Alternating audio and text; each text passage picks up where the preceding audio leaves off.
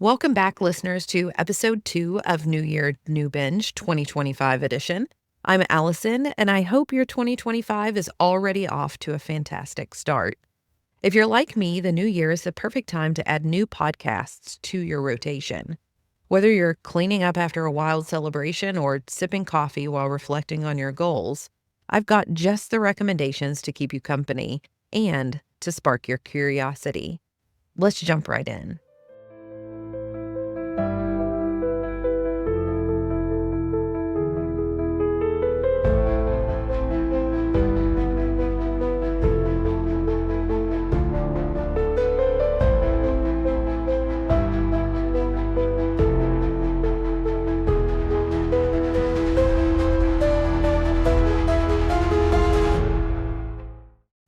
First up in episode 2 is my very own podcast, Coffee and Cases. A new year means new opportunities to bring light to the past, and that's exactly what we aim to do at Coffee and Cases podcast. Our resolution for 2025 is to continue shedding light on the mysteries that remain unsolved and amplifying the voices of victims whose stories demand answers. From puzzling disappearances to baffling cold cases, Coffee and Cases combines research with heartfelt storytelling, all while you sip your favorite brew. If your resolution is to uncover the truth and keep these stories alive, we'll be right here with you, one case at a time. My name is Allison Williams, and I am the co-host of Coffee and Cases, a true crime podcast, where we like our coffee hot and our cases cold. Joining me each week is my co-host Maggie. We alternate weeks telling each other about lesser-known cases. We tell stories each week in the hopes that someone out there with any information concerning the case will take those tips to law enforcement so justice and closure can be brought to the families. As these families know, conversation helps to keep their missing family member in the public consciousness, helping to keep their memories alive. The following is an excerpt from episode 215 concerning the disappearance of Brenda Condon. If you'd like to hear more, be sure to check out that episode or any of our new episodes, which get released each Thursday on your favorite podcasting app. We like to think that if we live our lives in ways that are admirable, that nothing too bad will ever happen to us, even though we know that evil, that pain, and that suffering are indiscriminate. We also wonder why bad things happen to good people, or why bad people seem to prosper. We know that something bad could happen to any one of us at any second, yet we're still shocked when the reasonable person doesn't get hired, when the considerate person falls ill, and when the faithful person is mistreated. So, too, many were shocked when the person at the center of our case this week went missing. She was responsible, she was tidy, she was caring, she was outgoing, she was a good friend, and she was a loving mother. But none of those things stopped someone nefarious from entering her life and taking her away at the end of her work shift in Spring Township, Pennsylvania, on February 27, 1991. This is the case of Brenda Condon.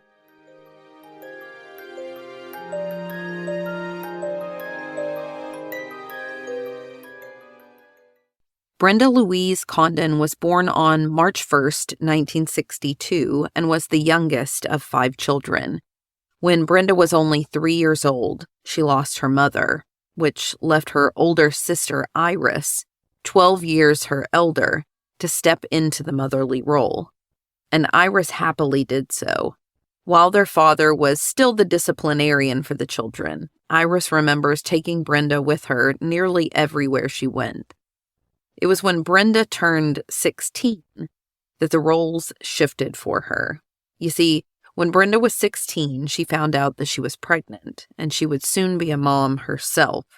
She went from being the baby of the family to being the mom. Even though Brenda didn't have memories of the person her mother was, she had the role her sister had played in her life to guide her. She was excited for this new adventure, and perhaps because she had lost her own mother, vowed to always be there for her child, no matter what. Her boyfriend at the time, Tom, who was around 10 years older than Brenda, asked Brenda to marry him when he learned that she was pregnant. and they soon began their own small family with the birth of their son, Todd. 2 years later, Tom and the then 18-year-old Brenda had their second child, a baby girl they named Shauna, and things were good for several years after. However, by the time Brenda was in her early 20s, she had been married for close to 6 years already, had 2 children, and was beginning to grow apart from her husband. Even their divorce, though, showed Brenda's maturity despite her young age of 22.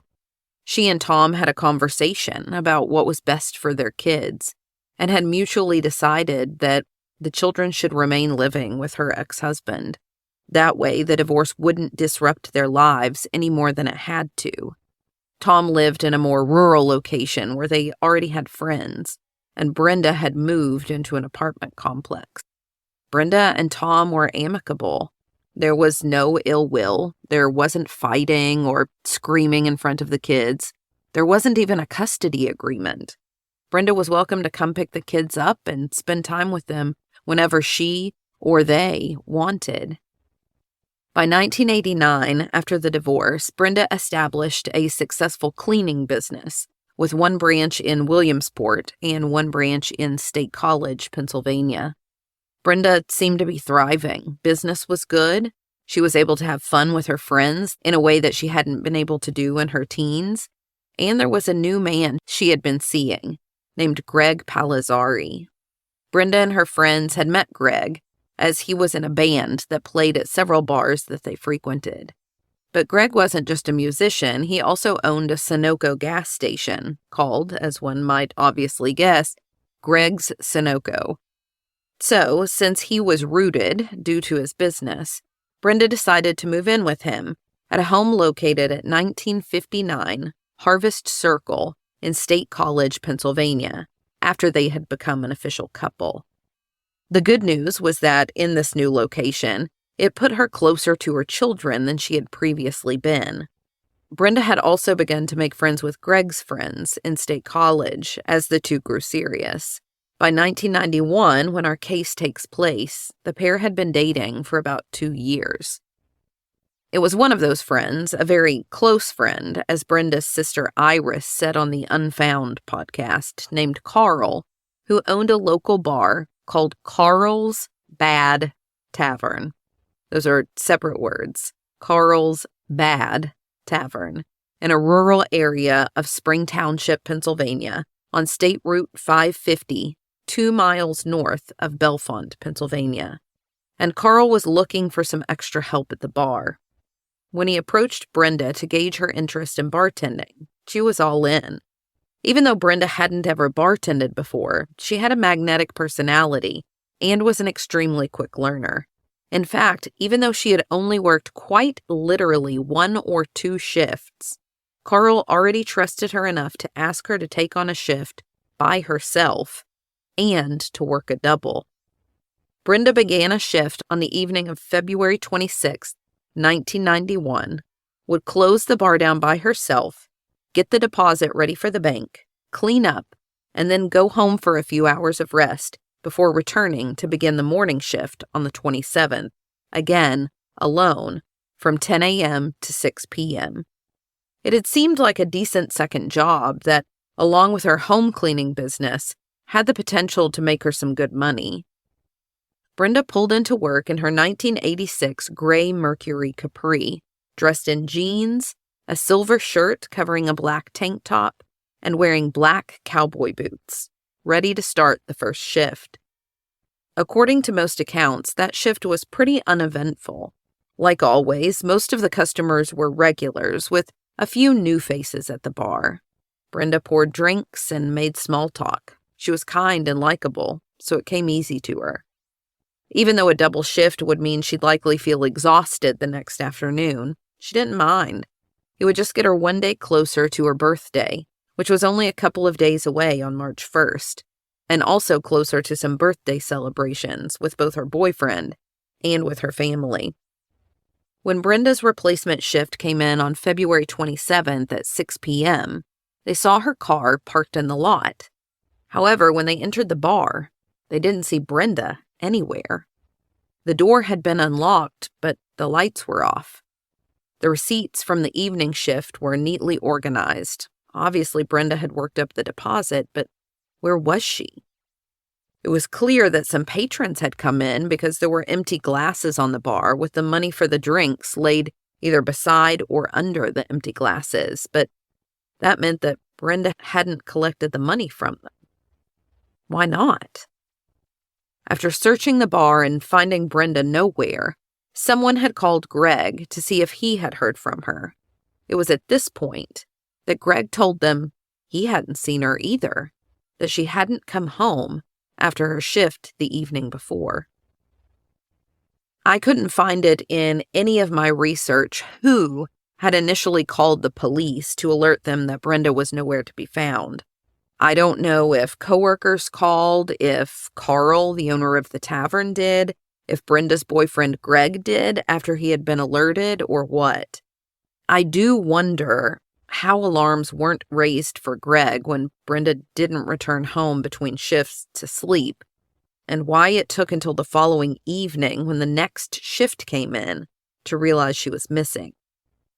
However, perhaps he believed she could have gone to her sister's or to a friend's house, or maybe he wasn't home himself to know that she didn't return.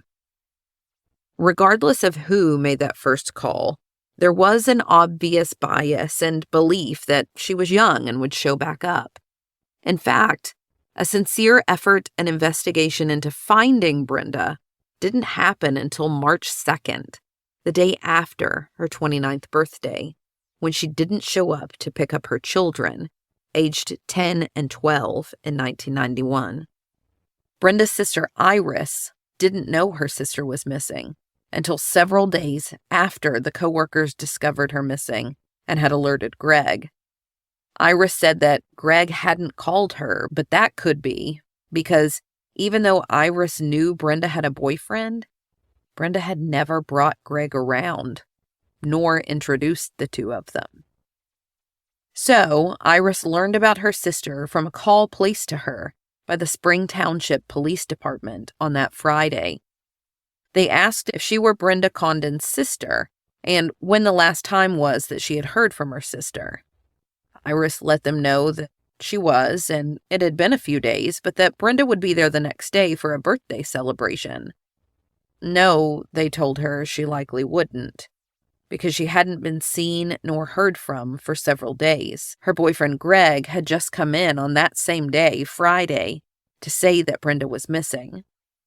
Then they asked if Iris could come in to file the missing persons report, since she was the oldest blood relative. Her children were obviously too young to do so.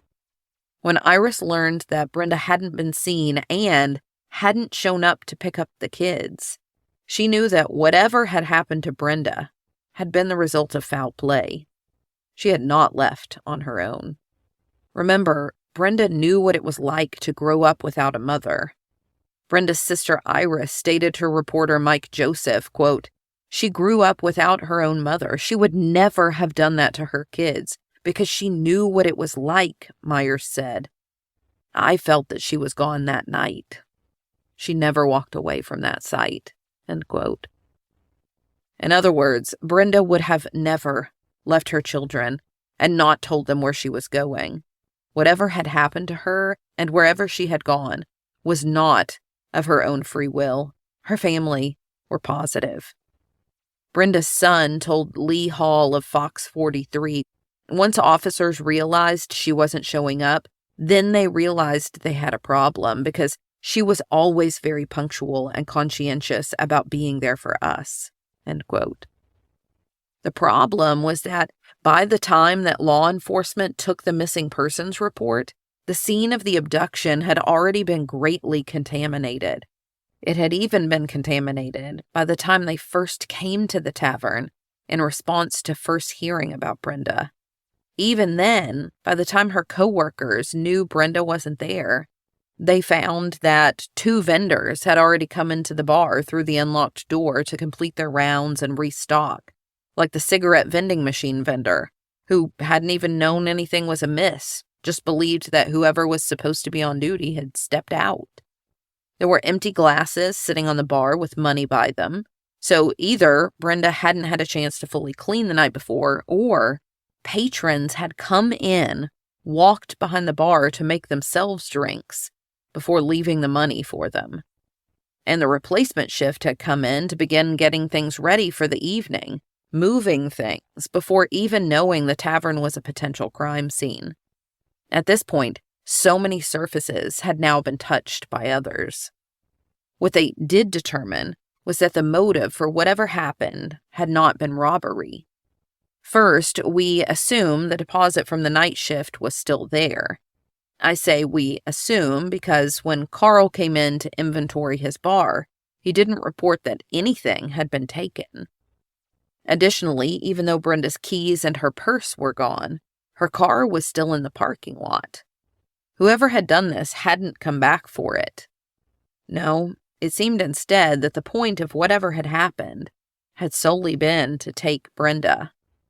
Yet, while that seemed obvious, there was one detail that left everyone stumped.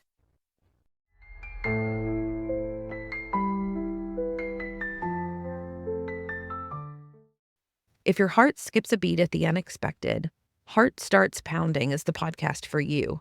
From eerie disappearances to spine-tingling historical crimes, it's a reminder that life's mysteries are often closer than we think. If you want to develop your analytical skills this year, Heart Starts Pounding dives into cases that leave you questioning every detail. Hi, this is Kaylin with the Heart Starts Pounding podcast.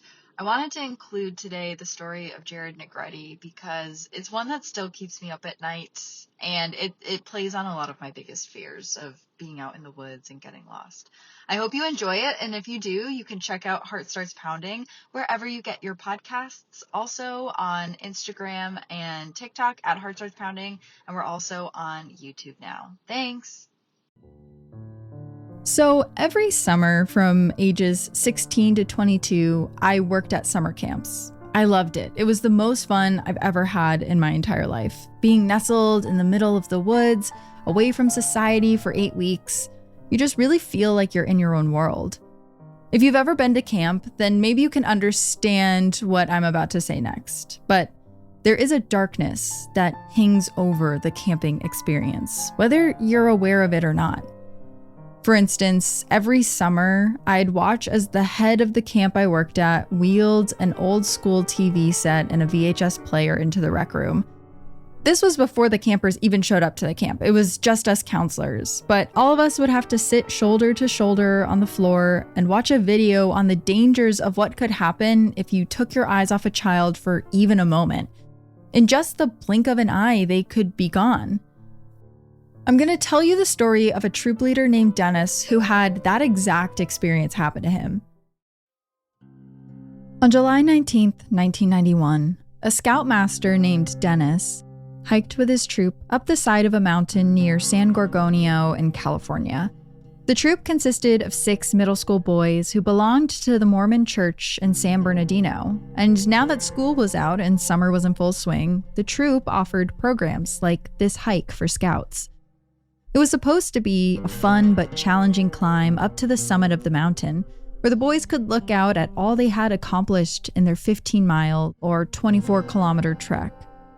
The only problem, Dennis thought as he looked out at all the boys, was that not every 12-year-old was in the best shape for the trek. 5 of them laughed and ran around as they effortlessly trekked up the mountain. But one boy, Jared Negretti, was having a hard time.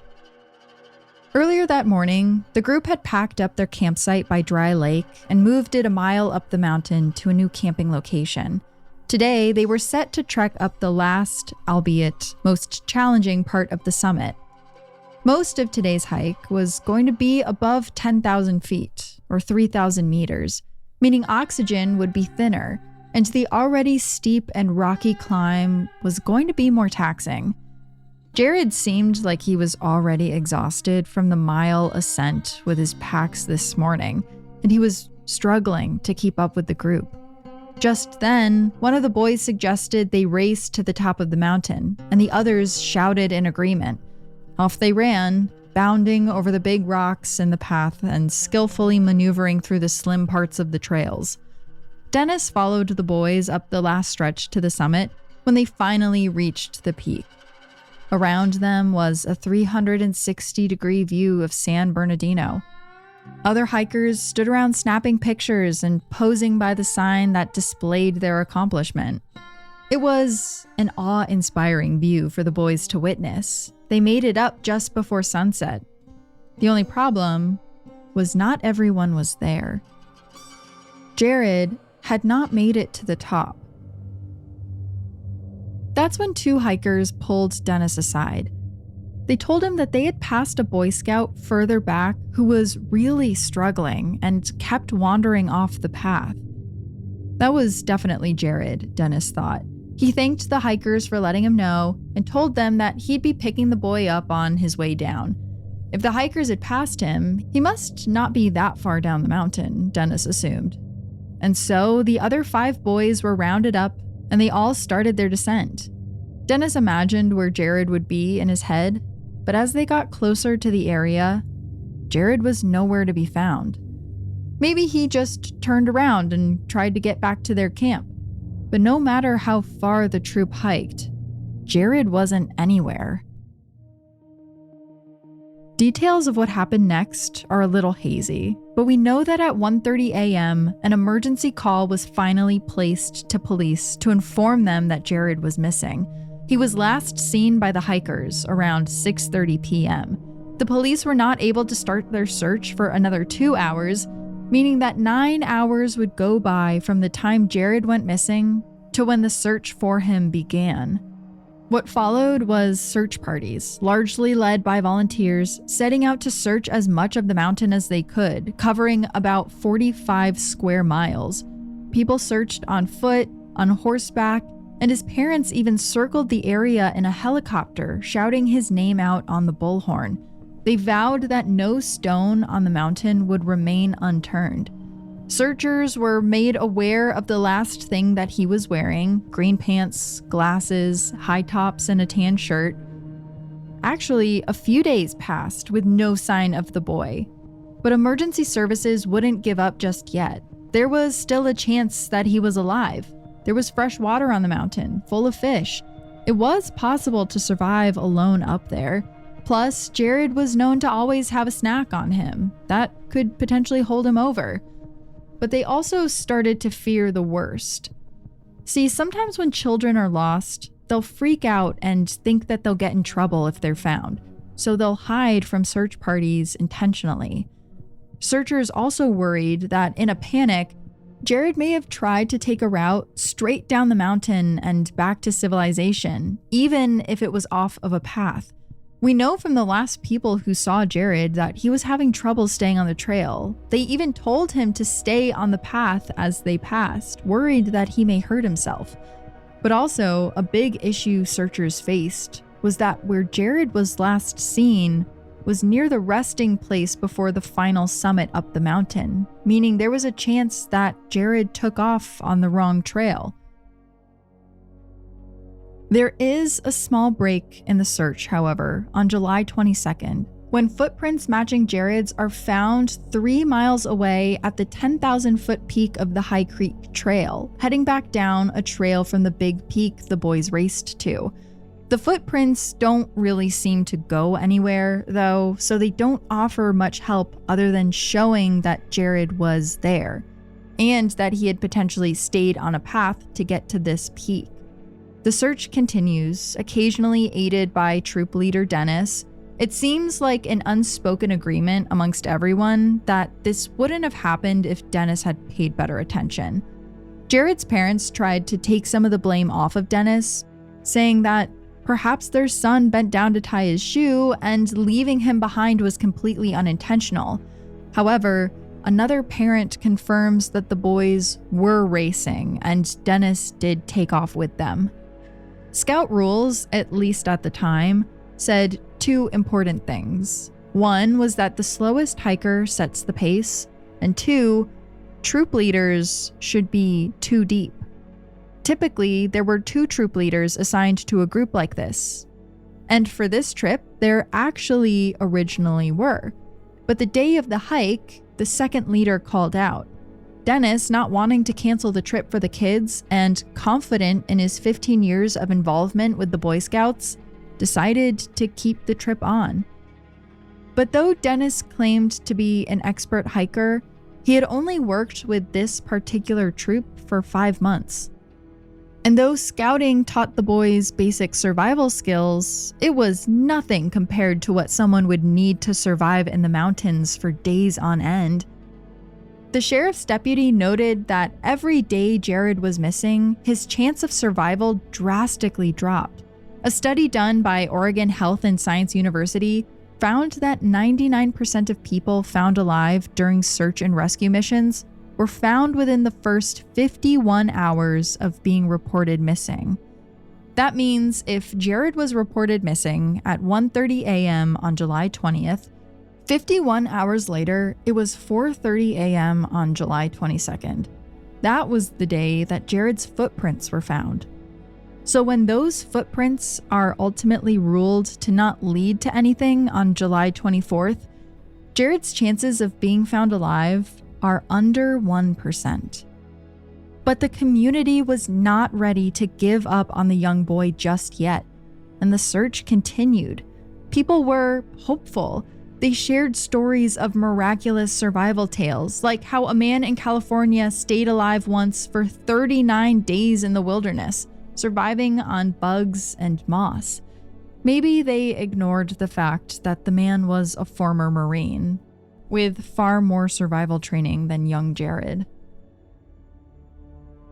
By July 28th, over a week had passed, and some of the searchers were starting to feel like they wouldn't find Jared alive. They were still blanketed across the mountain when all of a sudden one of them calls out that they found something. Other searchers run over to the area at the bottom of a slope near a river where they see a few snack wrappers, a beef jerky, and a camera. The area isn't on any trail. It looks like Jared may have slid down on his bottom and the contents fell out of his pockets. The camera is sent in to process photos. Maybe there's something useful on there. But what they find, instead, is haunting. 12 photos were developed from Jared's camera.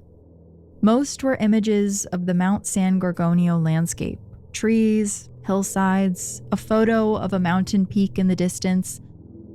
But it was the last photo that was taken on the camera that chilled investigators and still haunts searchers to this day. For the final photo on the camera, Jared turned the lens towards himself. It's a close-up of his face. His arms were maybe not long enough to get a fuller photo. Instead, we just see his eyes and nose illuminated by a bright flash, indicating that it was night when the photo was taken. In it, his eyes are slightly squinted, maybe from the brightness of the flash, though some think he may be afraid of something. Though this camera was found, no more traces of Jared would be. And the search was eventually called off a little more than a week later, 19 days after Jared was first reported missing. Authorities believed there was, at that point, a 0% chance he was still alive. To this day, no one knows what happened to Jared. Some people believe he fell to his death shortly after going missing. The camera was found off of a trail, so maybe Jared was trying to get down the mountain the fastest way possible and fell or ran into an animal. Logan Clark has a different theory, though. He was a private investigator hired by the Negrettis who believed Jared was kidnapped. In his investigation, he came across 2 other people in the area who said they had been kidnapped or nearly kidnapped. One was a 10-year-old boy who was able to get away from his captor on September 7th of that same year, and the other was a man in his late 20s who was abducted and buried up to his neck. He was able to escape 3 days later. Other very important parts of those stories are missing, however. Like, what did the abductor look like? Was it the same abductor? And did anyone else see that person on the mountain the day that Jared went missing? Police have largely discounted this theory. Jared's remains have never been found, and most believe that they're still on the mountain. His parents blame the Scouts and the Mormon Church, though neither of them were ever charged with any crime. Instead, sheriff deputies spoke to Scout leaders to teach them more safety protocols to make sure no child ever went missing under their care again. Dennis was moved from his position to a state supervisor role. Many who are interested in this case go back to the last photo of Jared. What can be learned from just 2 eyes and a nose? Is his brow furrowed? Is he afraid? Is there something behind him? What clues does this photo hold? And will it ever help someone locate him? They always told us it can happen in an instant. One moment you turn your back on your campers, and the next thing you know, one is missing. But in the case of Jared Negretti, it seemed like that wasn't the case. Dennis knowingly walked away from his camper and brushed it off when others brought up concerns about Jared struggling on the trails. If the group had more patience and stayed together, we probably wouldn't be wondering what happened to the boy today.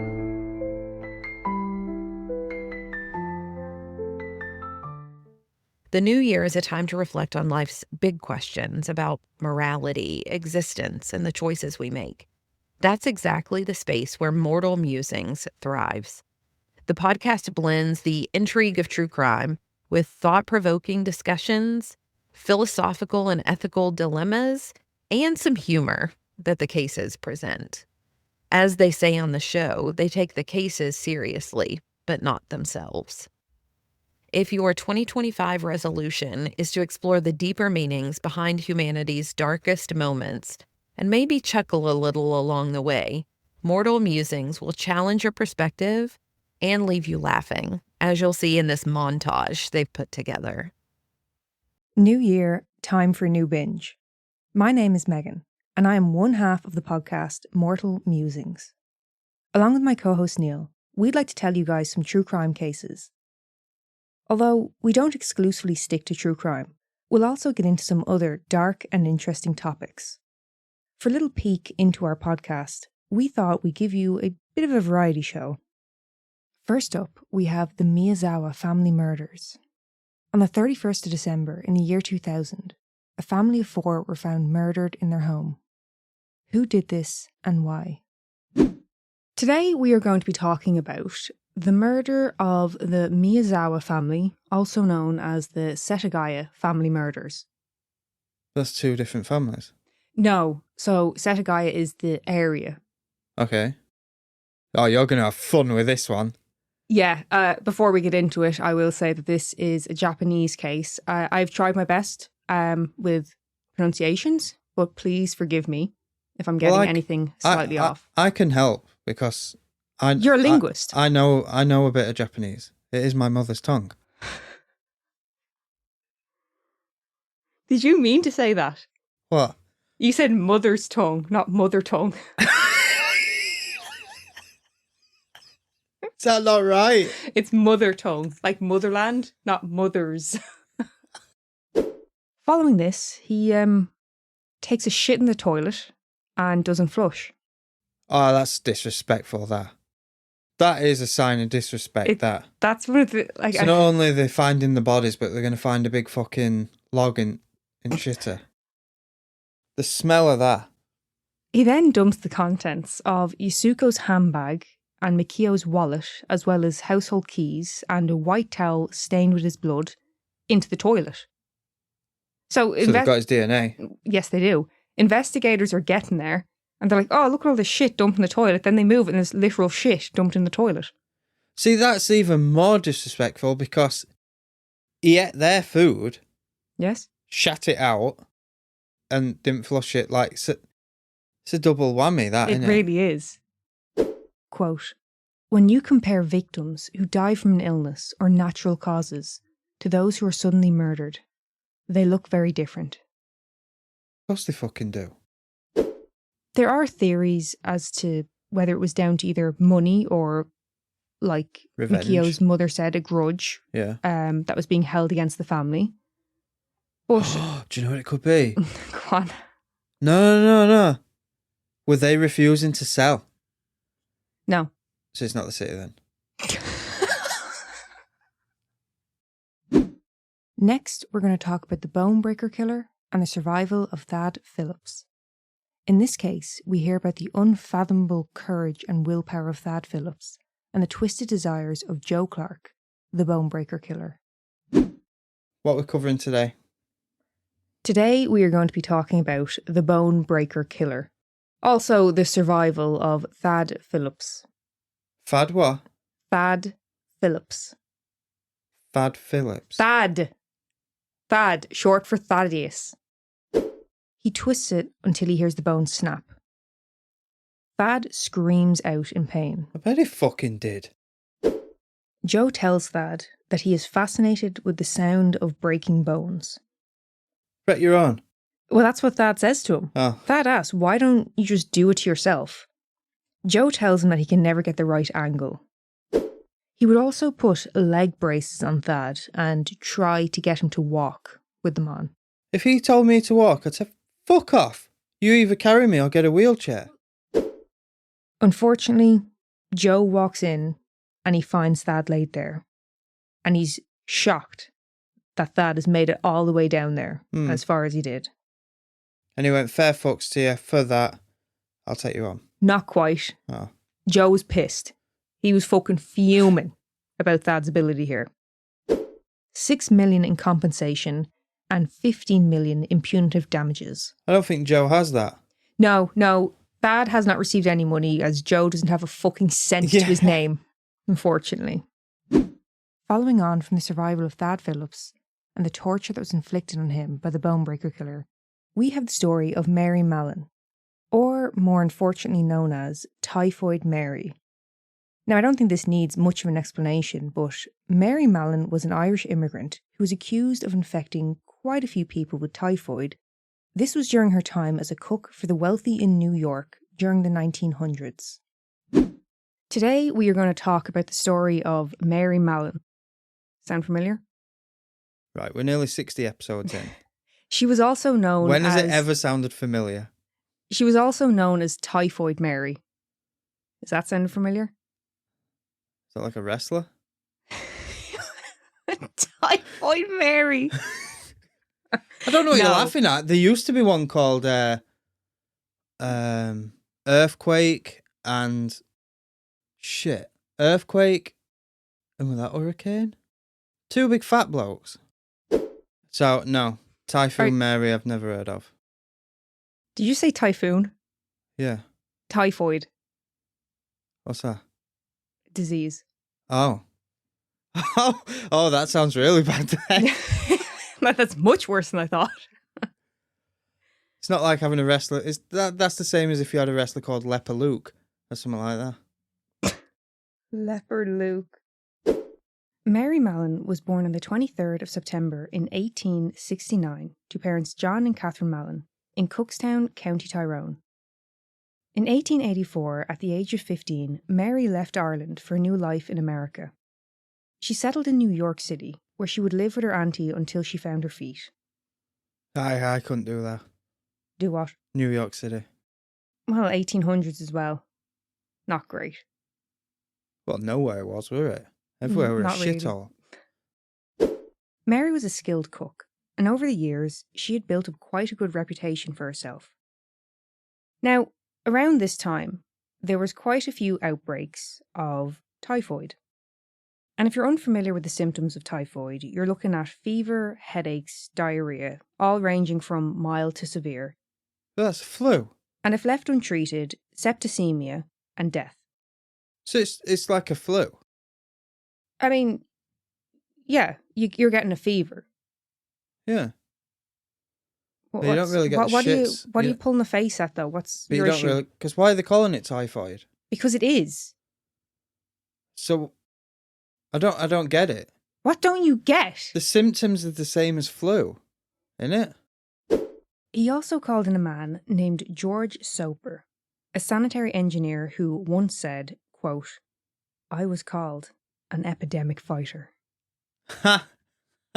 By who? By who, George? Who fucking said that? Last and arguably the least, Richard Speck. Richard Speck was a mass murderer who terrorised a group of student nurses in 1966. Although Neil was just as shook by Richard's backstory. So today we're going to cover a mass murder, and it is the case of Richard Speck. Are you familiar? No. Should I? I'd say it's a big enough one. How long ago was it? It happened in the 60s. No, I weren't alive then. He was also starting to struggle academically. He was failing all of his subjects, and he would end up dropping out of school at the age of 16. Well, they were going to fail all his subjects. They were always pissed. Richard wasn't actually around for the birth of his daughter. He was currently serving a 22-day sentence for disturbing the peace after boxing the head off someone. Richard was convicted of both forgery and burglary. So again, you'd kind of think, he's kind of got off a bit easy there. 16 months, also he's got his daughter. You'd think he's delighted to see her. No, he was back inside within a week's time. Within a week? Yeah, for fuck's sake, Richard, come on. So he was arrested on the 9th of September 1965. Neil, care to venture a guess? We've had disturbing the peace, we've had forgery, and we've had burglary. Right, so we've had fighting, forgery, burglary. Smoking, drinking and fighting. Indecent exposure. You got his lad out. No. In the car park of an apartment building, he attacked a woman with a 17-inch carving knife. Well, that's escalated. Richard stabbed a man with a knife and was charged with aggravated assault. Richard robbed a shop, stealing 70 cartons of cigarettes, which he would then sell on. This guy's just taking the piss. He really is. I'd heard of Richard Speck, the mass murderer, yeah? Sorry, I just completely forgot. You told me at the beginning this is a mass murder. Yes. How much fucking shit does he do before this mass murder? We like to think of it as you'll come for the true crime and stay for the comic relief. And at the end of each episode, we don't like to leave you guys hanging. We're going to tell you a tale of oddity, which, to be fair, could be anything. From the likes of Mike the Headless Chicken, Baby Cages, Balloon Fest 86, the real-life Weekend at Bernie's, including both the Irish and Brazilian edition, and let's not forget about the story of a septic penis. Happy New Year, lads, and remember, we like to take the cases seriously, but not ourselves. Find us wherever you get your podcasts.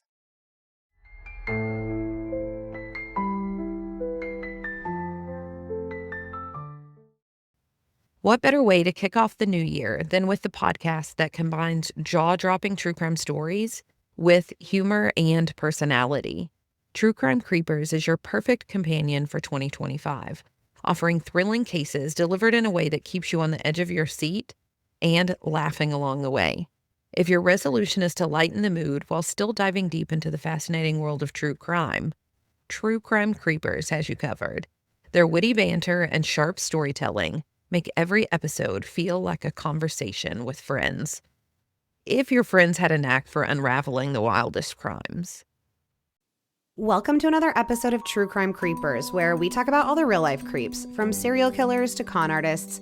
I'm Kristen, the true crime fanatic who loves to tell these stories. And I'm Mogab, the true crime newbie who hasn't heard any of them. We are in New York City for this one. It was Wednesday, July 23rd, 1980. And the Berlin Ballet had come to New York to perform at the famous Metropolitan Opera House, commonly referred to as the Met, not to be confused with the other Met, which is the Metropolitan Museum of Art, different Met. The Met is the famous centerpiece of Lincoln Center, located on the Upper West Side of Manhattan, which is an affluent area of New York. It's mostly residential, but considered to be one of Manhattan's cultural and intellectual hubs, mostly thanks to the Lincoln Center, which is on the south end of the Upper West Side. It's a complex of buildings that spans over 25 acres and 15 blocks and comprises 30 indoor and outdoor facilities, including the famous performing arts school, Juilliard, and, of course, the Met. What? Sorry. Were you thinking of Save the Last Dance? Yes, because I just did you watch? There's this video. There's a I don't know if it's a TikTok or whatever, and someone's like, "Can we dissect this movie real quick?" Yeah. Have you seen it? Uh-huh. I just saw it yesterday, and I watched it like 3 times. I was dying because I liked that movie, and then I was like, "Wait, this is all terrible. It's so bad." And you go back and you look at this dance that you think when you were watching it 20 years ago, 25 years ago, however long, you think that like she is killing it, right? Yes. And she's doing the most ridiculous, like simple dance. She does that little hop, that little like jump hop thing. And the Juilliard people are like, yeah, she's killing. Welcome to Juilliard. Just right there. Like she finishes and they're like, welcome to Juilliard. What did she do? She like swooshed her foot around the stage a couple times. Or when she goes back to steps, now that she can like do hip hop and they show the dancing and she's just like swaying. I just saw it. And she's like crisscrossing her feet a little. But welcome to Juilliard. So bad. All right, moving on. All that to say, Lincoln Center is a really big deal when it comes to the arts in New York. The Met is the largest repertory opera house in the entire world, seating approximately 3,800 people. But on the night of July 23rd, 1980, it's said that 4,004 people were in attendance to see the Berlin Ballet perform at the Met. It was a completely sold out show. It was a big deal that the Berlin Ballet was in New York. They were only there for 11 days, and people were really excited to see them. This show was a mixed repertoire that night. They were going to be performing The Firebird first, which is a ballet composed by Igor Stravinsky, who is so famous that I have heard of him. Yeah, me too. Yeah. After Firebird, there would be a performance of Piazzolla's Five Tangos, which I guarantee I butchered, followed by a performance by these famous Russian dancers, Valery and Galina Panov, they were a married couple, of Don Quixote's Pas de deux, which is in the simplest terms, is a love dance. But You're crushing it right now. Oh, thank you so much. I really worked on this, but I'm also sure I have none of it right. But the Kennedy Center describes a pas de deux as the coming together of two people who carry with them all kinds of intense emotions, including love and grief and fear and deceit, joy and longing. And then after the Panovs' performance, Miss Julie by Ture Rangstrom would end the night. Oh, okay. I apologize for any part of that that was incorrect. It's a pas de deux up in here. Pas de deux. The second performance, the Five Tangos, that was to be performed to pre-recorded music. And so the musicians in the orchestra would be able to take like a 45-minute break during that time. So they could go hang out in the lounge, they could get a coffee, a snack, whatever, until it was time for them to come back. For this particular performance, this was an orchestra made up of like local freelance musicians. So this wasn't an orchestra that played together regularly and that all knew each other very well. I think a lot of them kind of knew who each other was. They were all professional musicians in New York. Yeah, is it like a small circle or is it like a large circle because it's New York, you know? Right. I think it's like kind of both. I think it's like big enough that they're not always playing together, but it's small enough that you kind of recognize most people. Mm-hmm. You know, you kind of know who each other is usually, is kind of the impression that I got, but I have no idea really. The Five Tangos ended at 9:30, which is when the orchestra was meant to be back in the pit to perform Don Quixote. But one musician did not come back from the break, a 31-year-old violinist named Helen Mintix. Named Helen Mintix. This is a high-profile, very professional group of musicians. These are not musicians that would ever miss a cue. And Helen was at the apex of her career. Like, no way would she risk that by just not showing back up. But she wasn't there when it was time to start, and the show ended up going on without her. And in fact, even by the end of the last performance at 11:30, she would never show back up. She had disappeared in the middle of a performance at the Metropolitan Opera House. It's a good thing she was a violin, not like, Why? you know, a bassoon. There's well, because there's definitely more violin. Well, for the show, you mean? Well, I mean, it's sad my house. Never mind. Good thing the show could just go on without her. That would have been real devastating. Listen, if I'm callous, it's only because of you. I immediately. If I'm callous, it's only because of you. Put it on a T-shirt. I don't know if she's murdered yet. She could be in she's line just for missing. a She hot ran dog away. or Yeah, just you're missing. right. The hot dog line was very long that night. That's very possible. No, this was very alarming because Helen was a very responsible, award-winning performer. She Well, now was I feel bad. Well, you obviously had all of the information before, so your concern should have been with the show. Yeah. She was a Juilliard graduate who'd been playing professionally since she was a teenager. Helen was the youngest of 3 sisters raised on a poultry farm in a tiny community called Aldergrove in British Columbia. And by tiny, I mean there was like maybe 300 people that lived in Aldergrove, and 5 of them were Helen's immediate family. So okay. When I say tiny, I mean tiny. Her parents were Swedish. They had immigrated to Canada from Finland, and Helen had loved music from a very early age. She was a very gifted piano player. But her true love was the violin, which she started playing at 8 years old.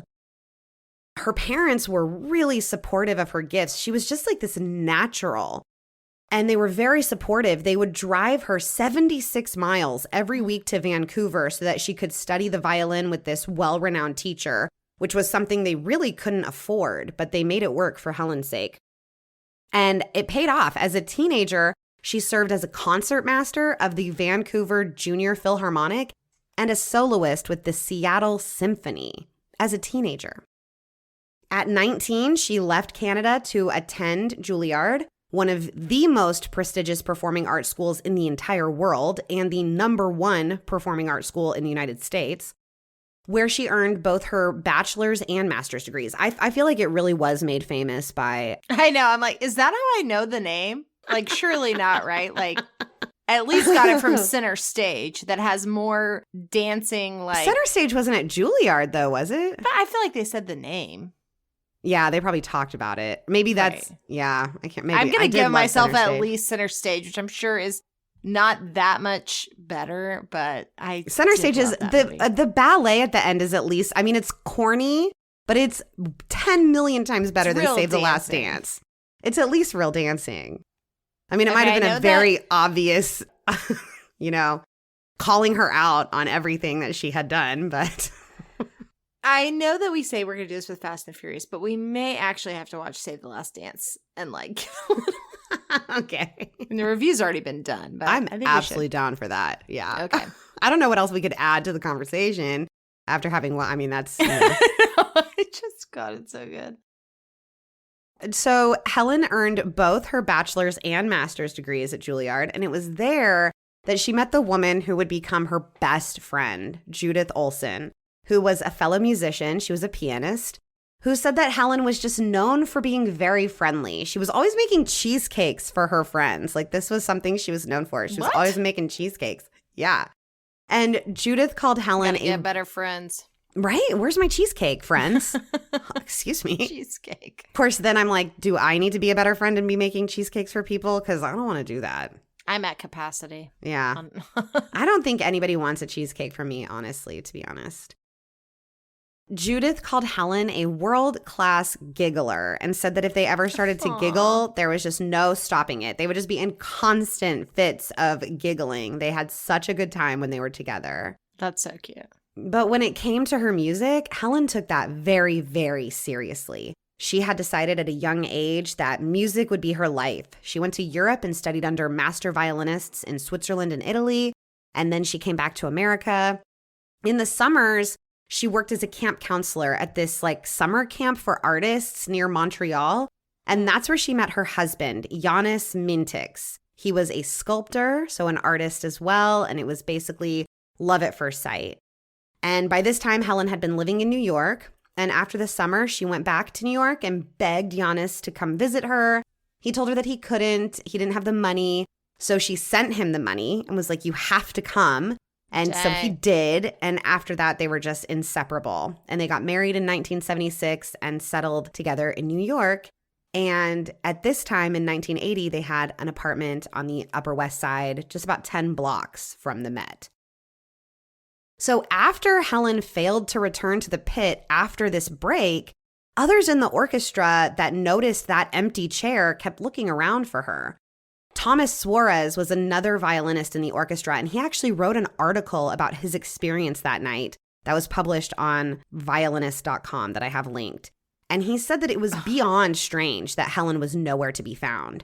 He watched the door up until the moment that he had to start playing, just kind of waiting for her to walk through. Like she's going to like run in real quick. Like she had a number like 2 emergency or something. Or something. Like, where is she? And when she didn't, the only explanation he could come up with was that she had suddenly gotten sick, or maybe an emergency had happened that had caused her to leave so abruptly. But she had left behind her $20,000 violin. Yeah, she's not doing that. Which was still sitting in her seat. I mean, this has to be like her most likely her most prized possession, her violin. Yeah. And noticing that the violin was still out, Thomas took her violin and put it in its case outside the pit to protect it just before the act began. And then the performance had to go on. After curtain call, the orchestra started to pack up and leave, and Helen still never came back for her violin. She would have never left it behind. Something was definitely wrong. But what could have gone wrong in the middle of a performance at the famous Metropolitan Opera House? This is like high society. Knowing what you know now as a true crime podcaster, and you're this guy who's waiting. What was his name? I forgot already. Waiting for Thomas Suarez? Do you grab the violin because it's $20,000 and you know it's her prized possession? Or do you leave it because now you're like, I don't want to be caught. I don't want to move anything. I don't want to touch anything. Or do you pack that up and take it with you, thinking like she's just going to... Well, so it's interesting. Later we'll talk about this because somebody does end up bringing it to her husband that night. I don't know who that is. I don't think it was the same guy because he did not mention doing that in his article. And I would assume he would probably say that he had done that.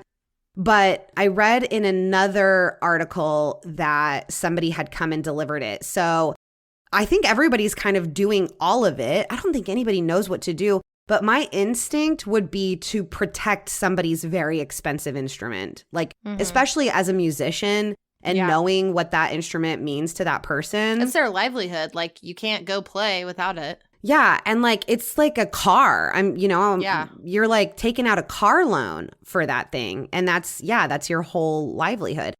So I probably would have wanted to like do him a solid and be like, okay, if she's not coming, I'm not leaving this sitting on her chair. I'm going to go put it up for her. I wouldn't even be thinking a crime had happened. That would be the furthest. I would think emergency. She must have gotten sick. Or she abruptly had to leave. I would absolutely not. We're in the Metropolitan Opera House. What crime could have been committed here on a 45-minute intermission break? Which wasn't even an intermission. It's not like the audience was out roaming about. Like, it was just a break. They had a pre-recorded music to the dance, so they didn't need the orchestra for that part. I'm picturing Only Murders in the Building, the season we're watching now with the with musical. Paul Rudd. Yeah. I haven't finished that season. I need to go back and finish it. Yeah.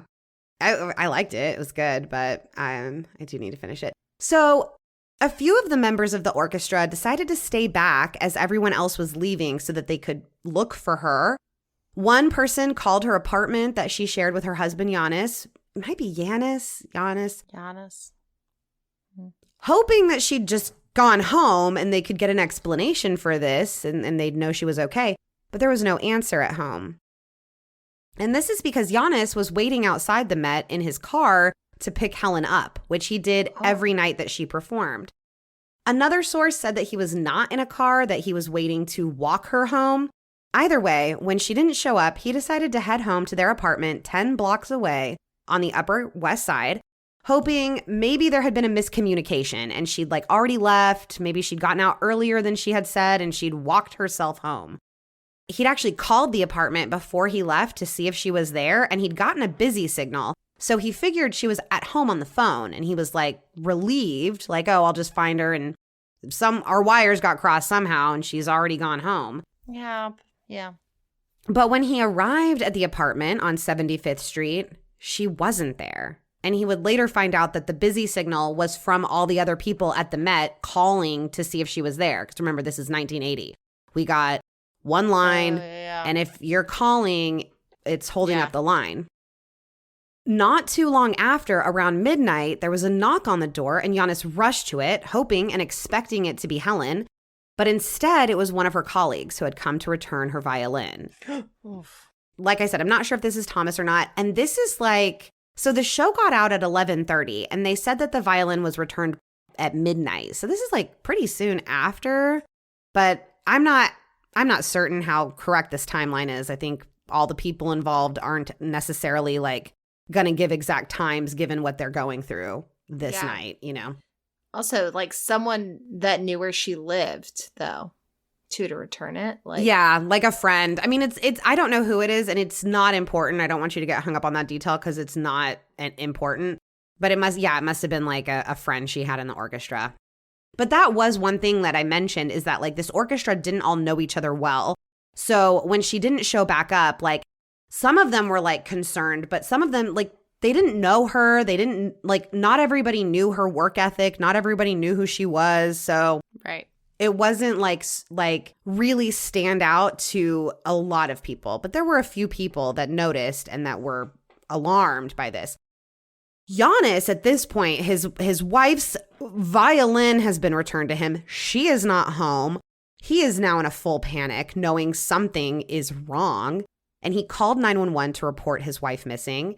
The assistant house manager at the Met had also made a call into 911 to make a report, so these reports are both coming in.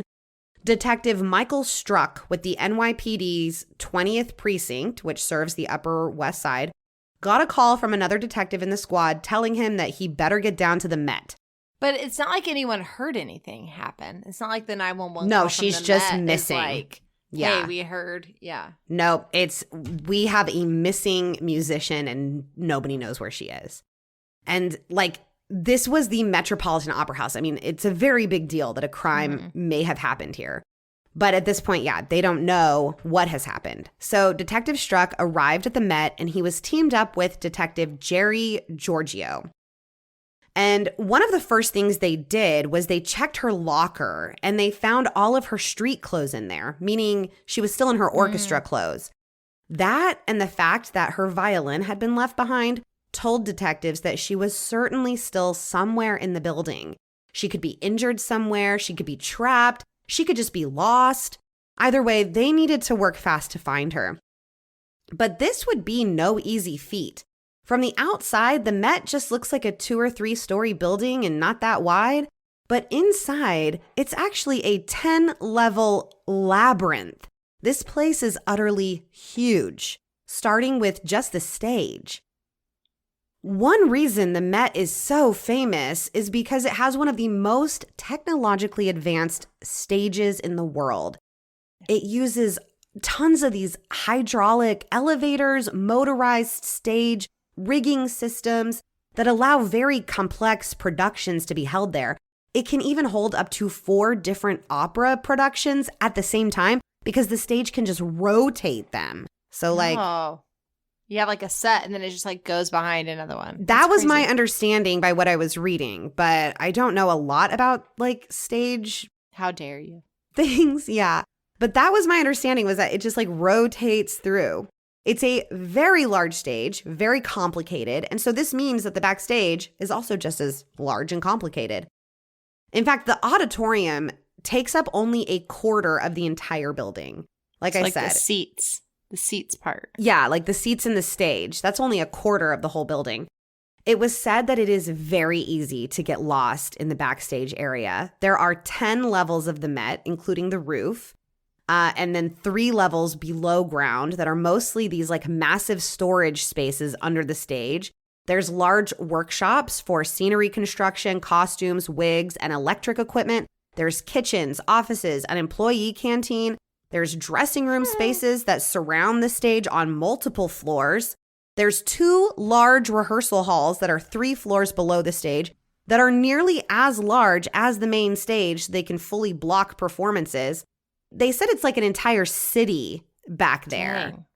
And stagehands had warned performers not to go anywhere by themselves because they could open a door, go somewhere, realize they'd made a wrong turn, and find themselves locked in or just completely lost. So the thought that Helen had just gotten lost in the building wasn't from nowhere. Like, it was a possibility. Yeah. And I think that's what everybody is hoping for. She got locked in somewhere. She's lost. Like, we just got to find her. She'll be okay.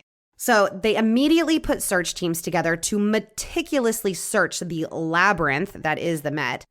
And around sunrise, one of the engineers found a pair of shoes on the roof. Very clearly women's shoes. But that's sunrise, and this show ended at midnight. At 11:30. It took 12 hours. Well, they said 12 hours. It was around 8:30 in the morning when they finally found her. The search team is called up to the roof, and they all spread out searching for her.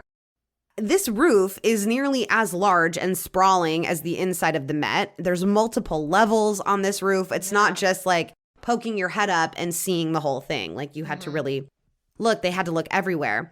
And one officer just happened to peer down this very narrow opening in the roof that led down to an air shaft. And there, about 30 to 45 feet down, he saw the body of Helen Mintix lying there, laying face up on a crossbeam. It appeared like she'd been pushed down a ventilation shaft. They had to go down 3 stories to get where she was. Oh my gosh. And there they found a gruesome scene. That was a little sneak peek of our episode 145, The Murder of Helen Hagnes Mintix. To see how this story ends, find True Crime Creepers anywhere you get your podcasts. We hope you'll check us out.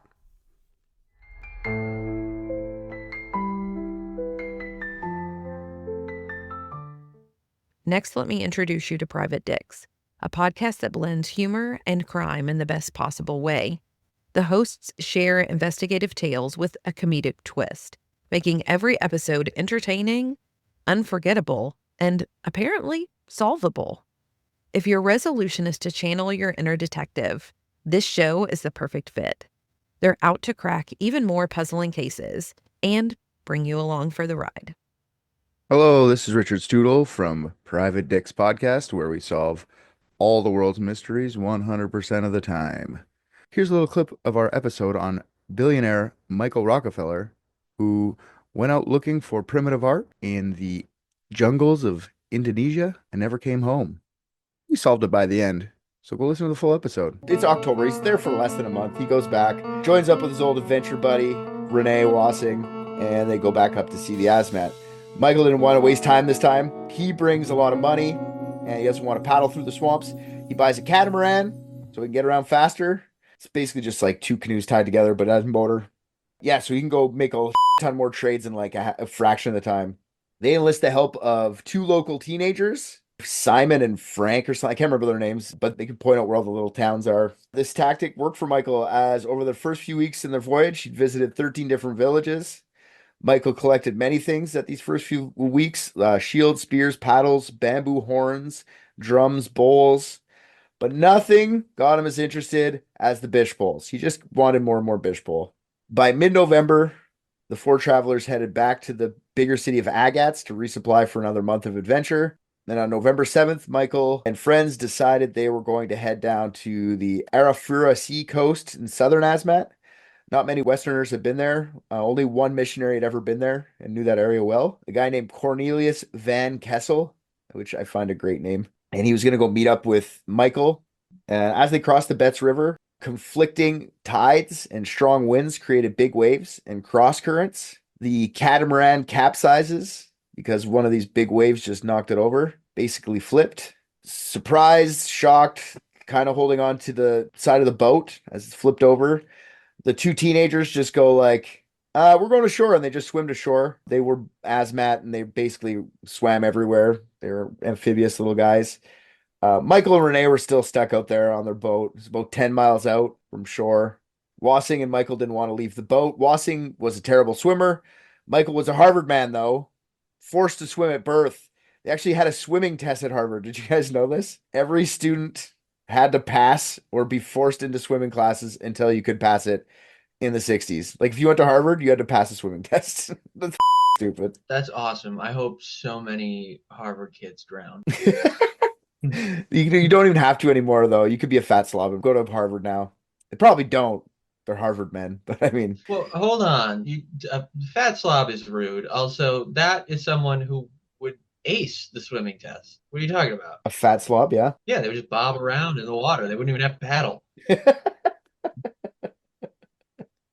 First of all, fat slob is rude. My bad. Sorry, I didn't mean to offend you. No, I just mean like you need to be more accurate now. They're called aquatic accelerators. Just trying to talk like a Harvard man. You're a fat slob. It's Harvard Law That's School. behind closed doors, Harvard man. That's what they talk about the skull and bones meetings. They say, racial slurs and unkind things about people's bodies. Yeah, so Michael, he could swim, do the Harvard thing, but he didn't want to leave the boat because he didn't want to lose all the that he just acquired over the past couple days. So they're just gripping onto the ship. The morning, Michael says, what, I'm gonna risk the swim. I'm gonna make it to the shore. It's not that far. So he ties two empty fuel jugs to him to act as like a flotation device. And he takes off his pants, takes off his shoes, and he starts to swim. Meanwhile, Renee, who's the terrible swimmer, is like, dude, don't do it. The first rule of getting lost at sea is you don't leave the boat. Someone will find you. You are super rich. Someone's looking for us very soon. This is where Michael swims out into the ocean, trying to make it to shore. This is where Michael goes missing. No one really sees him past this point. A couple hours after Michael decides to head to shore, Wassing is saved by some rescue helicopters.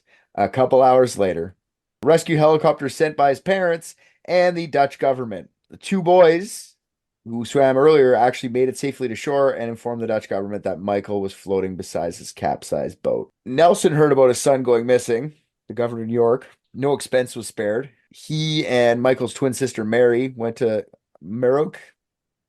I guess it's about 150 miles south of Asmat. He flew to Indonesia, which you could have stayed in New York. You didn't go to where he flipped. You just literally stayed in a big city. When they landed, there was already a bunch of paparazzi waiting for them, which I find hilarious that, I don't know, there's paparazzi in Indonesia. I don't know. I didn't know that was a thing. They're just sitting there waiting for him.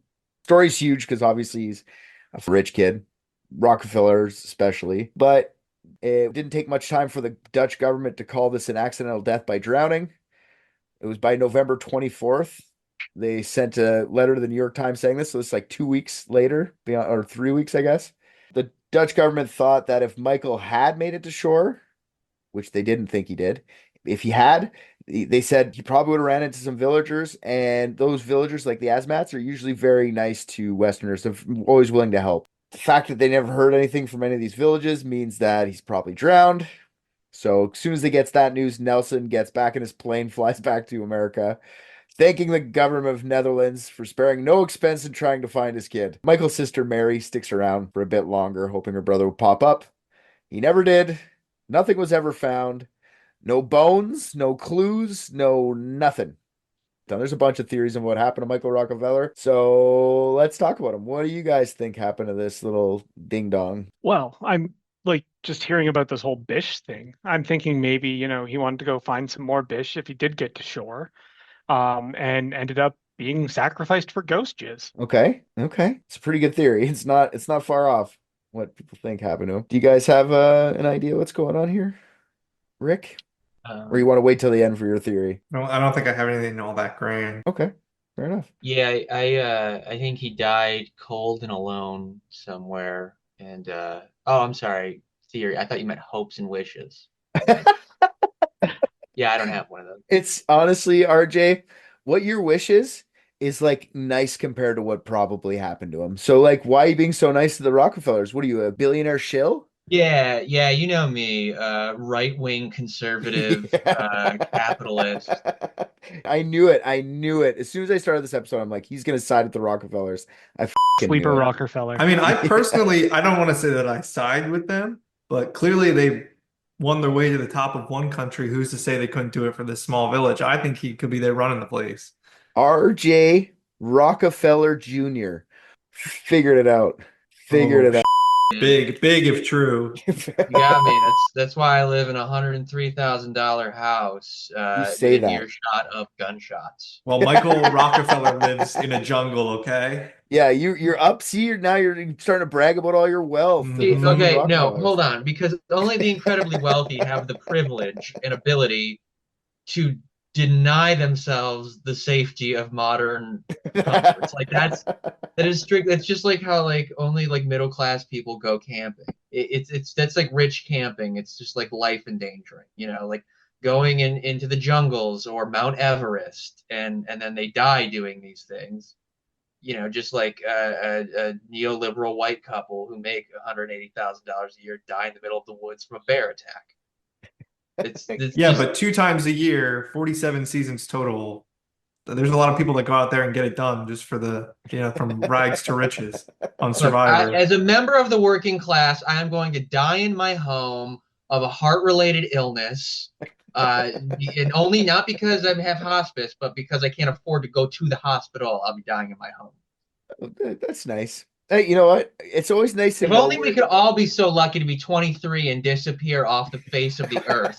So right? In this That's day and age, rich yeah. white privilege right there. He's so mad about it. I love it. Okay. Let's talk about the theories. Okay, so first theory, which is the dumbest one in my opinion, is that he went native.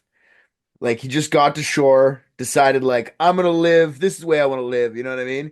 Free of money, free of family, free of everything. Live in the jungle, beautiful frontier, unexplored, untouched by Western. A simpler way. Some might argue a better way. Michael just said like this. He loved the pureness of the whole thing. He loved the primitive culture so much. So maybe he just like went there and decided like fake your death, being a Rockefeller. Maybe it's like he didn't even fake his death. He just like made an agreement with his family. You don't know if they found them. They were down there real quick. His dad left real quick. Like all he wanted to do is get all the family business. And like Nelson said, sure. He persisted, and Michael lived in the jungle for the rest of his life. They never put an obituary in the paper for him, so there was never like they never really accepted that he died. They took the whole front page out when he was born, but when he dies, they did nothing. There is a gravestone for him. There's no body. The parents knowing and allowing him to live in the jungle is highly speculative. It's like just me, but like it's funny in a way. Like maybe even in the jungle, they supported him. You know what I mean? They just send him tobacco and axes and whatever else you can trade with No, the. they didn't like him because he's rich. They very well could have afforded a body to put in his grave, and they didn't. So. But imagine he's like a trust fund. Like he's a jungle trust fund kid. He's just got as many axes as he wants. And he just lives like a king with his fishing line and his tobacco. No, man, listen, I know I said I didn't have a theory, but let's be realistic. He probably was wide-eyed, and like an idealistic about maybe going native, but he got Green Inferno immediately. Oh, probably. Yeah. It's not true though. No one's ever seen him. Like they would have seen him by now. It's not like a hugest area in the world. Living in the jungle of New Guinea, nothing ever. No white guy. I thought you were gonna say getting caged and cannibalized was not. No, that's very possible. But him living amongst the people or in the bushes in the jungle somewhere like this. I feel like it probably isn't true, and they probably never did it until he showed up there, and they were like, I hate this guy so much, I want to eat him. Let's do a real Bish ceremony. Yeah, like. The jungle that he got when he missing in is not like it's super uninhabited. There's like 20,000 people that live in that area. Somebody would have seen. That's all I'm just saying. Like now there is the reason this is even a theory is there's some film from 1969 taken near where Michael had disappeared that shows a white man paddling like crazy on a boat with some villagers. He's like dressed up in their garb and stuff like that. It's taken when New York Magazine sent some reporters to do a month-long investigation into the disappearance of Michael. It was actually Charlton Heston's son, Fraser, making a documentary about missing Michael. And he found some uncut film from the New York Magazine where they found the footage from the light-skinned paddlers. Charlton Heston's trying to make a documentary in the 80s or whatever, or not Charlton Heston, his kid Frasier, and he finds all this old footage, and he finds this white dude paddling. And so they look into it, and the reporter from New York Magazine had notes about an albino asmat. It was actually just said like an albino dude, but you can only see him in the distance just paddling, and it looks like a white dude with him. He's like, did he just join a fucking tribe? No, it's just the albino guy. So that never really panned out to anything, but it was interesting when they found it. It was like this big, like, he's living there, but no, it never panned out for anyone. Even Frasier doesn't think that that's who it was. He thinks it's an albino guy. So no one even thinks this. It's just fun little thing. For the uncensored version of that episode, go to anywhere you listen to podcasts and search up Private Dicks. It's already out. You can listen to all about it. I love collaborating with all you guys, and make sure to listen to everybody else's podcast and go give them a rating and review. Have a good rest of your day, dickheads.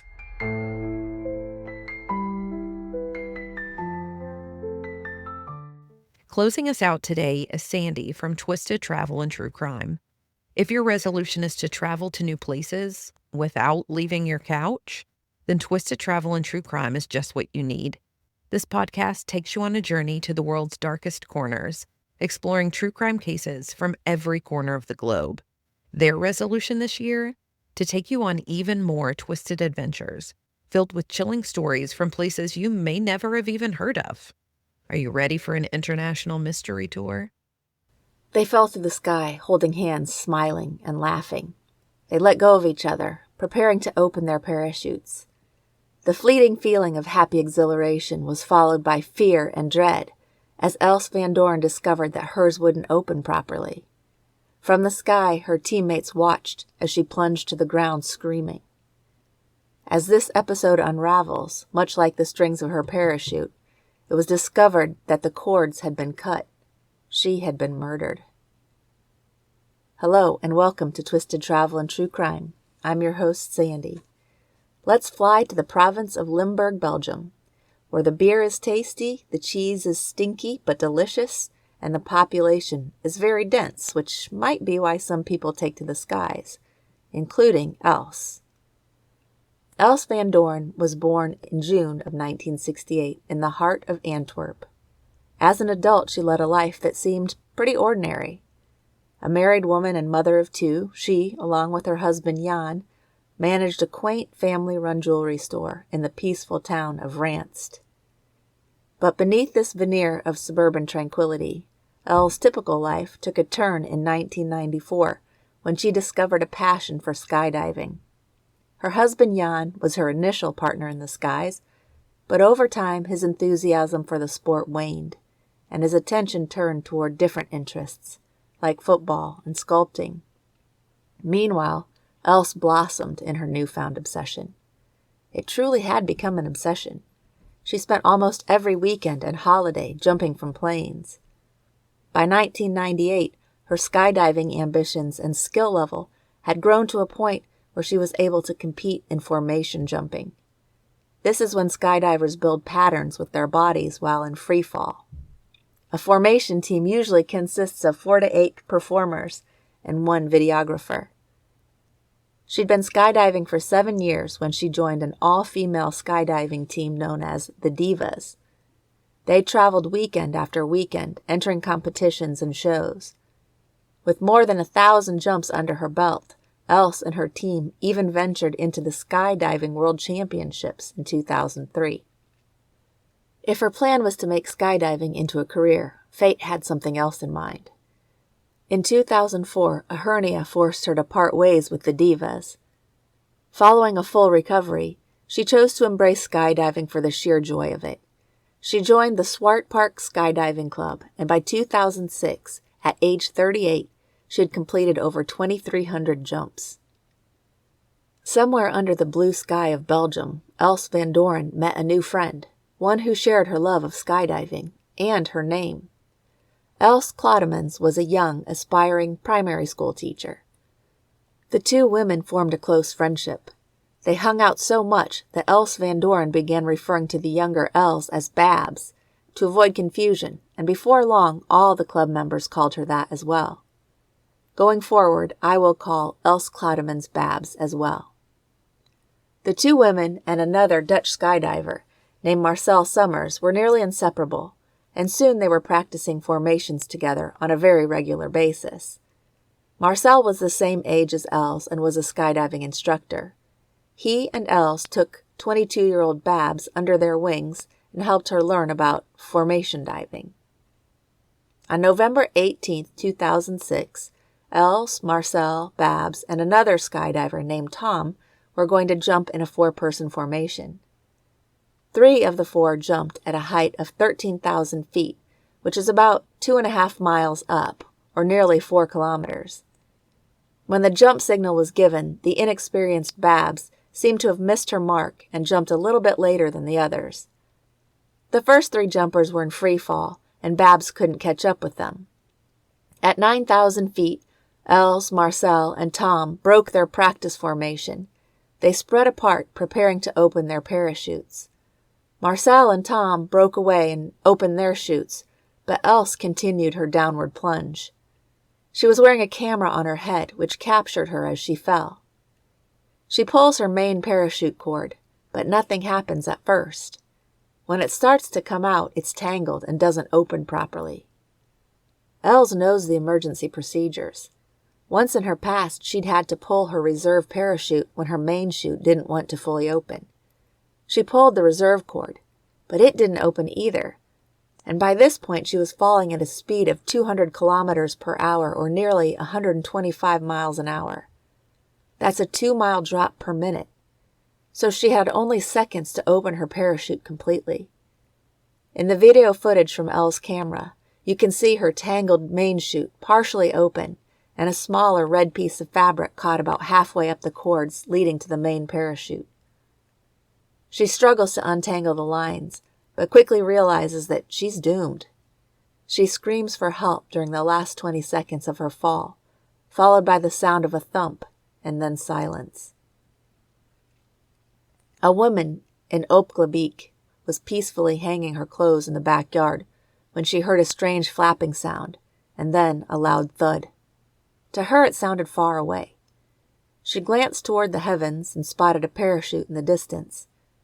This was a familiar sight given their proximity to the parachute club. It was something she'd seen many times before. Nonchalantly, she turned to resume hanging her laundry, but when she did, a white cloth on her shrubs, no larger than a pillowcase, caught her eye. She thought maybe a neighbor's laundry had blown into her yard, so she walked over to pick it up. But as she drew closer, she saw a leg and a foot protruding from her shrubbery. In a state of disbelief, she screamed, calling her husband from the garden. He rushed to her side and tried to comfort her and calm her down. They hurried to the phone and called for help. Only a few minutes passed before emergency services arrived, but their efforts were in vain. Else Van Doren could not be saved. Marcel Summers had watched as his friend had struggled to release her parachute. He had watched her crash into the earth before he was able to land safely. Once on the ground, he let loose a guttural scream which echoed through the streets. He began running up and down the street near where he thought Else had landed. He cried for help and called for her. A minute or so later, he saw an ambulance, lights flashing and sirens blaring, which he followed, running behind it. When he arrived at the ambulance location, he ran to the backyard where he saw Else lying dead. He started crying and screaming uncontrollably. He pushed towards her body, but people stopped him, holding him back. He kept screaming, "Don't touch her parachute. This isn't normal. This shouldn't happen. There has to be something wrong with her parachute." In shock, he kept crying her name over and over. In time, he was allowed to get to her parachute bag. He pulled out her phone and called Elle's husband Jan to tell him what had happened. The police then took the phone and told Jan that his wife couldn't be saved and that she had died on the scene. Jan was heartbroken and beside himself. He certainly wasn't in a state to drive, but he wanted to get to Else as soon as possible. He called her sister and her husband, who drove him to the parachute club. Meanwhile, Tom and Babs, who had landed safely in the designated parachute landing area, were picked up and transported back to the club in a van used for this purpose. When they arrived back at the club, the owner called everyone together to share the news that Marcel had called him. Elle's main parachute and reserve parachute didn't open. While everyone tried to process the news, Babs fell to the ground and started crying hysterically. The members began working to calm her. A few minutes later, they learned that Else had died. The club members began grieving, but a short time later, they turned their attention to Jan, who had just arrived at the club looking for answers, and for any of his wife's belongings. Babs, seemingly recovered from her shock, offered to help Jan gather Elle's things. Back at the scene of the accident, the police carefully packed away the faulty parachute, and they took the film from the helmet camera as the coroner hauled Elle's body away. An autopsy would determine that she had not been under the influence of drugs or alcohol. Her body wasn't punctured in any external way. She died due to multiple bone fractures and internal bleeding. It was discovered that a critical component of Elle's parachute, a pilot chute, was missing. The pilot chute is a small parachute that opens first and pulls out the main parachute. As I understand it, there are 2 pilot chutes in each bag, one attached to the main parachute and another attached to the reserve parachute. Such a vital piece of equipment could not have simply vanished. It had to have been removed from the larger parachutes somehow. At this point, Elle's death was ruled either a homicide or a suicide. The police decided to keep the missing pilot chute to themselves for the time being. In the days following her death, Elle's family was torn apart by grief, suspicions ballooned, and club members came under scrutiny. Investigators first looked at the people who had been on the plane with Elle's: Tom, Marcel, and Babs. It was less than a day before investigators had their first lead. Marcel had quickly admitted that he and Else had begun having an affair. It had actually been going on for years. What began as a mutual interest in skydiving had grown into a romance. All the time spent training and traveling to compete and put on shows gave them the opportunity to act on their growing attraction. Quite frankly, the affair wasn't much of a secret at the club. Many of the members either knew about it or didn't know that Else was married at all. They didn't know she had 2 children at home. She told the club members that she was separated, and she told the club manager that she had a nice time with Marcel on the weekends, and during the week she enjoyed her time with her family. She had compartmentalized her 2 lives. Jan didn't need to know about her life with Marcel, and Marcel didn't need to know about her life with Jan. The missing pilot chute, the signs of sabotage, and the long-standing extramarital affair between Else and Marcel ignited the flames of a complex case. Allegations swirled, friendships were strained, and everyone wondered who wanted Else dead, or had she done this to herself? Well, there were no signs that Else was suicidal, so police focused on the possibility of murder. And murder it was. But I have to stop there. There are a few more twists to this story, and the identity of the murderer might surprise you. You can listen to the rest of this story on Twisted Travel and True Crime. The episode was released in November of 2023. It's called The Last Fall, The Murder of Else Van Doren. Thank you so much for listening, and Happy New Year!